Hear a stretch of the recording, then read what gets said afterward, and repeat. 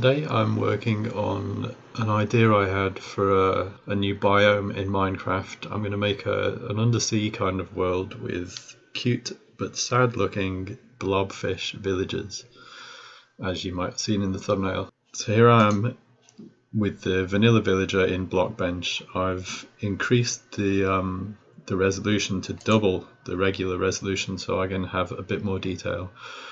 And I've started out by just blocking in the flat colours, the pink of the blobfish and his slightly darker pink nose, and cute little dot eyes.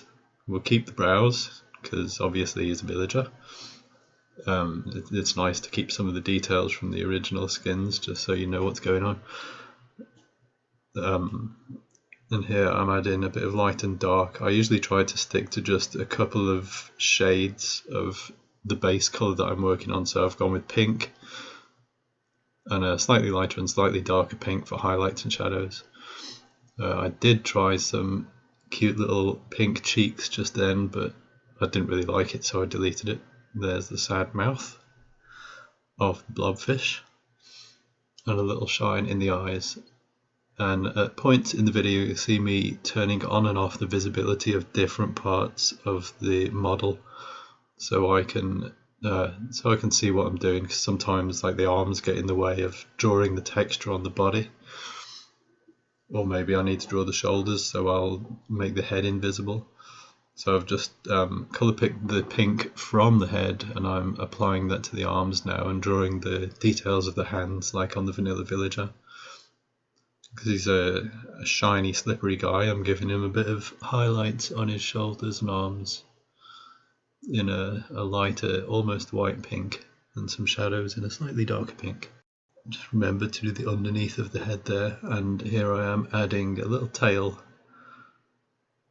on his back, like his head is the blobfish and that's the blobfish's tail coming down. I guess that doesn't really make sense, but I'm going to do that anyway. So I've hidden the arms and the head so I can get a good look at the torso now. In particular do the top of it because you can't always see it, but when he moves his head you might see a bit of his shoulders. Now here's a bit of a seaweed detail.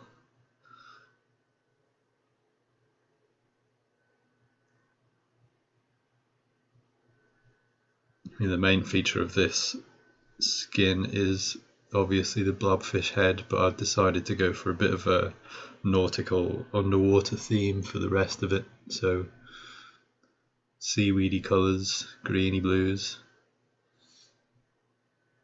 And again, I like to stick with a couple of shades of the base colour. I'll start with, like here I've started with the green and then I've made a slightly darker and slightly lighter one for shadows and highlights.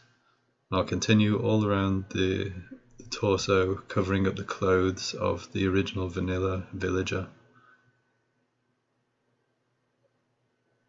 Half the time when I'm doing this you'll see that I've got symmetry switched on, but then because I didn't want the seaweed to be symmetrical or the tail to be symmetrical, I've switched it off.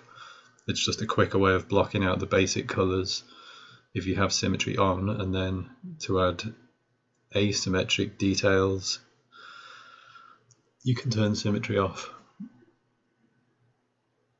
You'll see me switch it on and off at times. And here's a bit of a ragged pair of shorts that I'm going to put on him to stick with the seaweedy theme, and his pink legs.